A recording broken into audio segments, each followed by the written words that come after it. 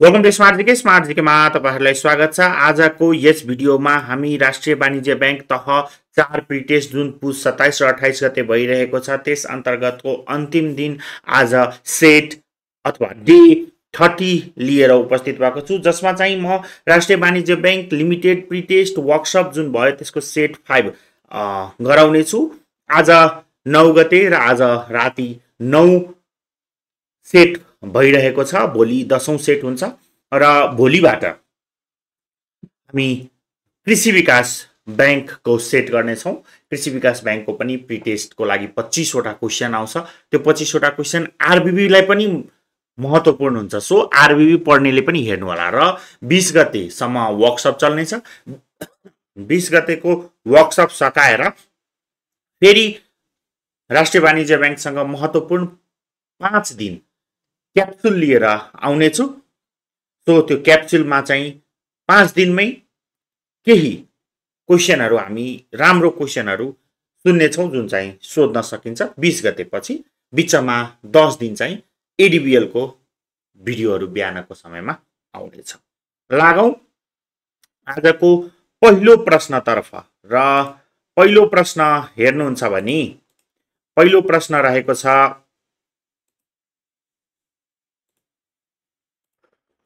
नेपालमा वित्तीय समावेशीकरणको थालनी अर्थात औपचारिक वित्तीय सेवा प्रदायक बैंकको सुरुवात कहिले भएको हो।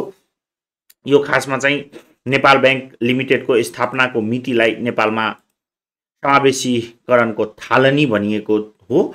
सो 1994 कार्तिक 30 देखि नेपाल बैंक लिमिटेडको स्थापना भई वित्तीय समावेशीकरणको थालनी अर्थात औपचारिक वित्तीय सेवा प्रदायक बैंक को सुरुवात भएको हो। जाउँ दोस्रो प्रश्नमा। दोस्रो प्रश्न छ कुन वर्गको संस्था माथिल्लो वर्गमा परिणत हुन सक्दैन भन्न के खोज्यो प्रश्नले भन्दा जस्तै क वर्गको वाणिज्य बैंक कहाँ जाने त। वर्गीकरणमा 4 वटा वाणिज्य बैंक 4 वटा किसिमका बैंक छन् नेपालमा भनिएको छ, वर्गीकरण गरिएको छ। त्यो वर्गीकरणमा क ख ग घ वर्गका वाणिज्य बैंकहरु मध्ये ख वर्गको जुन विकास बैंकहरु छन् त्यो चाहिँ वाणिज्य बैंक बन्न सक्छन् चुक्ता पुँजी पूरा गरेर। तर कुन चाहिँले बन्न सक्दैन भनेर भनिएको छ, जसमा अप्सनहरु क ख घ वर्ग गरिएको छ, जसमा चाहिँ घ वर्ग चाहिँ माथिल्लोमा चाहिँ हुन नसक्ने भनेको घ वर्ग हो। जाउँ 3 नम्बर प्रश्नमा। तलमध्ये कुन ग्राहकको हक हितको संरक्षण गर्न बनाइएको सिद्धान्त होइन है त। सिद्धान्त होइन भनेको दोस्रो पक्षको सिद्धान्त के हो त। दोस्रो पक्षको सिद्धान्त ग्राहकहरुको लागि बनाइएको संरक्षण गर्न बनाइएको सिद्धान्त होइन। जाउँ चौथो नम्बरको प्रश्नमा। चौथो नम्बरको प्रश्न रहेको छ सही विकल्प छनौट गर्नुहोस्। र विकल्पहरु रहेका थिए सही भनेका छन्, त्यही भएर गलत विकल्प नसुनौ, परीक्षामा गाह्रो हुन सक्छ। यसको सही विकल्प भने ग्राहक पहिचान फारम प्रयोग गर्नुको एउटा उद्देश्य सम्पत्ति शुद्धिकरण नियन्त्रण हो। जाउँ 5औं नम्बरमा।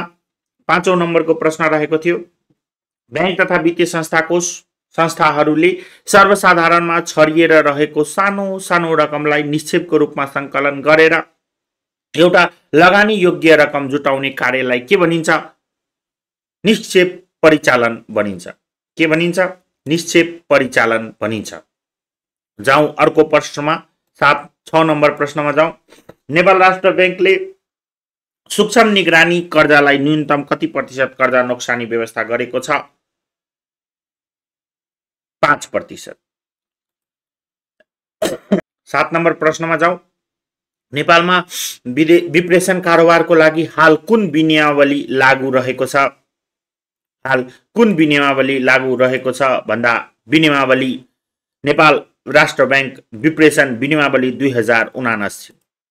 जाउँ अर्को प्रश्नमा। 8 नम्बरको प्रश्न छ बैंक तथा वित्तीय संस्थाले निश्चित समयको अन्तरालमा भएका आदेश वा भुक्तानी कारोबारको डेबिट र क्रेडिटको अन्तर रकमका आधारमा एकमुष्ट हिसाब फर्छौट हुने प्रणाली के हो भनेर भनिएको छ। अप्सनहरू दिएका छन्, तपाईले सही अप्सन लागेकोमा कमेन्ट पनि गर्न सक्नुहुनेछ र तर सही उत्तर भनेको सी नम्बर खुद फर्छौट प्रणाली हो। खुद फर्छौट प्रणाली। जाउँ 9 नम्बर प्रश्न रहेको छ, कम्पनीद्वारा गरिएको लाभांश वितरण वा बोनस सेयर निष्कासन सम्बन्धी घोषणा, व्यवस्थापन परिवर्तन, विस्तार योजना, वित्तीय परिमाणहरू, अन्य पक्षहरूको हुने महत्त्वपूर्ण सम्झौताहरू तथा धितोको मूल्यमा प्रत्यक्ष असर पुर्याउने घटना तथा अन्य सूचना र जानकारीहरूलाई के भनिन्छ? शेयर संवेदनशील सूचना भनिन्छ। जाउँ 10 नम्बर प्रश्नमा, ग्राहकहरूको निमित्त कमिसन एजेन्ट भई शेयर डिभेन्चर वा सुरक्षणको जिम्मा लिने, खरिद बिक्री गरिदिने, शेयरको लाभांश डिभेन्चर वा सुरक्षणको ब्याज आदि उठाइदिने र सोको लाभांश मुनाफा वा ब्याज नेपालभित्र वा विदेशमा पठाउने, ग्राहकको लागि सेफ डिपोजिट भल्टको व्यवस्था गर्ने, यो भनाइ तलको कुन विकल्पसँग मेल खान्छ? वाणिज्य बैंकको कार्यसँग मेल खान्छ। 11 नम्बरको प्रश्न जाउँ, नेपाल राष्ट्र बैंकमा बढीमा कतिजनासम्म डेप्टी गभर्नर हुन्छन्? 2 जनासम्म। 12 नम्बरमा जाउँ, प्रकृतिमा सामान्यतः सुन निम्नमध्ये कुन रूपमा पाइन्छ भन्दा शुद्ध धातुको रूपमा पाइन्छ। सही विकल्प छनौट गर्नुहोस् भन्दैछ र यसको सही विकल्प रहेको थियो नेपाल राष्ट्र बैंकले नेपाल सरकारलाई प्रवाह गरेको अधिविकर्ष नेपाल सरकारले 180 दिनभित्र प्रचलित ब्याज दरमा नगद वा बजार उपयोग्य ऋणपत्र मार्फत गर्नुपर्ने हुन्छ। र 14 नम्बर प्रश्न थियो, नेपाल राष्ट्र बैंकले निम्नमध्ये गर्न नहुने काम कुन हो? त निम्नमध्ये गर्न नहुने काम भनेको नेपाल सरकारलाई राजनीतिक सल्लाह दिने। नेपाल राष्ट्र बैंकले राजनीतिक सल्लाह होइन कि वित्तीय सल्लाह दिने गरेको हुन्छ। 15 नम्बर प्रश्नमा जाउँ। 15 नम्बर प्रश्न रहेको थियो, बैंक तथा वित्तीय संस्था सम्बन्धी ऐन 2073 अनुसार बैंक वा वित्तीय संस्थाको संस्थापकले वित्तीय कारोबार सञ्चालन गरेको कम्तीमा कति अवधि नपुगेसम्म आफ्नो नाममा रहेको शेयर बिक्री गर्न वा धितो बन्धक राख्न पाउँदैन? 5 वर्ष। 16 नम्बरको प्रश्न थियो, ह्युमन रिसोर्स प्लानिङको इम्पोर्टेन्स कुन होइन? ग्लोबलाइजेसन चाहिँ इम्पोर्टेन्स होइन। 18 नम्बरमा जाउँ, what are the benefits of ट्रेनिङको बेनिफिट्स के हो भनेर भनिएको छ? प्रोडक्टिभिटी बढाउनु, सेफ्टी बढाउनु, पर्फर्मेन्स बढाउनु, यी सबै के हुन् त? ट्रेनिङको बेनिफिट्स हो। ट्रेनिङ दिएर यी फाइदाहरू कम्पनीले उठाउन सक्छ। 18 नम्बरको प्रश्न रहेको थियो, benefits of performance appraisal to the organisation does not include motivation.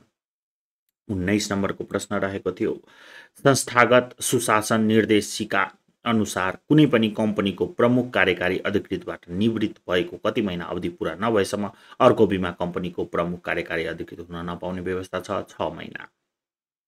20 number रहेको थियो, तानाशाही नेतृत्वकामा तलका मध्ये कुन कुरा हुन्छ भन्दा सम्पूर्ण कुराको अधिकार एक व्यक्तिमा सीमित हुन्छ तानाशाहीमा।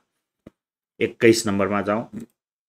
21 नम्बर रहेको थियो, लेखा व्यवस्थापकले बजार व्यवस्थापनसँग गर्ने सञ्चारलाई के भनिन्छ भन्दा समतल सञ्चार, होरिजेन्टल कम्युनिकेसन भनिन्छ।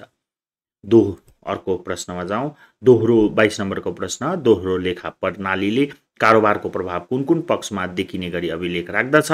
डेबिट र क्रेडिट दुईटैमा। 23 नम्बरको सानो नगदी किताब मल्लेपो फारम अनुसार कति नम्बरमा पर्दछ भन्दा 22 नम्बरमा पर्दछ।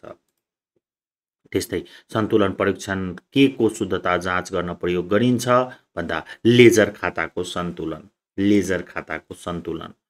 अन्तिम नम्बर 25 नम्बर प्रश्नमा जाउँ। नाफा नोक्सान खातामा केलाई डेबिट गरिन्छ? नाफा र आम्दानीलाई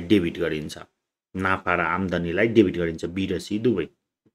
हस् त, यसका साथै यो भिडियो यति नै। अब आज 30औं दिन अन्तिम रहेको हुनाले आरबीबी तयारी राम्ररी गर्नुहोला र यो सबै वर्कसपको प्रश्न भएकोले तपाईँले यसो सुन्दा चाहिँ सजिलो हुन्छ, तर परीक्षा दिँदाखेरि गाह्रो हुन्छ, त्यही भएर प्र्याक्टिस चाहिँ गर्नुहोला। अझ पनि 10 वटा सेट भोलि, आज 9 सेट हो, भोलिदेखि पनि 10 वटा सेट बाँकी छ। प्र्याक्टिस गर्ने प्रयास गर्नुहोला। हस्त, धन्यवाद। र आज अलि साउन्डको समस्या आएकोमा सरी।